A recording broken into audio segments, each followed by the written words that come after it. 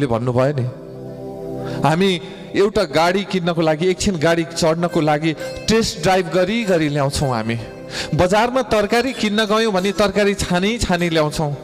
हामी बजारमा कपडा किन्न गयौँ भने कपडा छानी मनपर्छ कि पर्दैन, मैले आजकल ट्रायल रुम पनि हुन्छ, त्यहाँ मैले लगाउँछु। ट्रायल रुममा गएर लगाउने कक्षा हुन्छ एउटा, त्यो रुममा गएर लगाउँछु, हेर्छु, मलाई सुट भयो भने म त्यो कपडा ल्याउँछु, मलाई सुट भएन भने म त्यो कपडा ल्याउँदिनँ। हो, आज परमेश्वरले हामीलाई हरेक एङ्गलबाट हेर्नु भएको छ, ट्रायल रुममा लानु भएको छ होइन, देख्ने ठाउँमा देख्नु भएको छ, हरेक एङ्गलबाट हेर्नु भएको छ, सबै कुरा सुट, उहाँको राज्यमा हामी सुट भयौँ र परमेश्वरले आज हामीलाई चुनेर यहाँसम्म ल्याउनु भएको छ। अब परमेश्वरले हामीलाई ट्रायल गरेर, परमेश्वरले हामीलाई सुट, परमेश्वरले हामीलाई राम्रो मानेर यहाँसम्म ल्याउनु भयो भने हामी नराम्रो हुनु हुँदैन, हामी झन् राम्रो हुँदै जानु